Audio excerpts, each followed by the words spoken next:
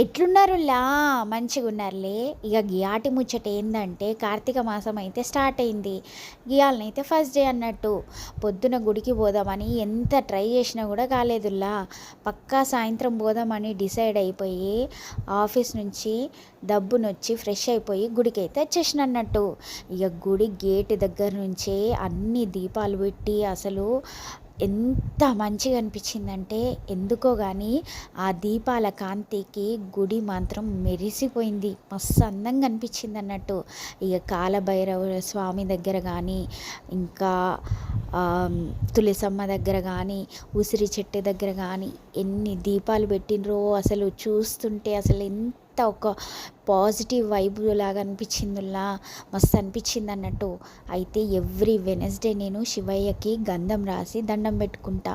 ఇక గంధం రాసిన ఎంత అందంగా కనిపించిందంటే నిజంగా అసలు ఈరోజైతే ఒక కొత్తగా అనిపించింది. శివయ్య వచ్చి నాతో ఏదో మాట్లాడినట్టు, నాకేదో చెప్పినట్టు ఆ ఫీలింగ్ వచ్చింది అన్నట్టు. అట్లా చూస్తా ఒక హాఫ్ అన్ అవర్ కూర్చుండిపోయినా. ఇక అట్లనే గుడి లోపలికి రాగానే కార్తీక మాసం మొత్తం కూడా శివనామ స్మరణ భజనలాగా చేస్తారన్నట్టు మా గుడిలా. ఇక ఆ స్మరణలు వినుకుంటా అట్లనే ఉండిపోయినా.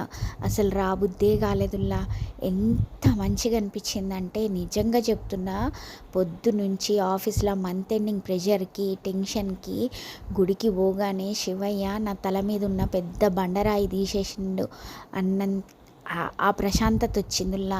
నిజంగా ఎంత మంచిగా అనిపించిందంటే గుడిలోనైతే అసలు ఆ వెలుగుకి ఒకలాంటి ప్రశాంతత, సంతోషం అసలు నాకు ఎట్లా చెప్పాలనో అర్థం కావట్లేదు. కానీ అసలు మాటలు లేవు, మాట్లాడుకోవటాలు లేవు. అంతే ఒక మౌనమే. ఇట్లా చూస్తూ ఉండిపోయినా. అసలు అంత మంచిగా అనిపించిందిలా. మీకు కూడా చూపిద్దామని ఈ వీడియో అయితే చేసిన అన్నట్టు. ఒకసారి అయితే మా గుడిని చూడండి ఎంత బాగుందో. మరి మీకు ఎట్లా అనిపించింది? నిజంగా కదా, ఎంత ప్రశాంతంగా అనిపించింది కదా. మీకు అట్లనే అనిపిస్తుందా? ఉంటానే మరి. బాయ్.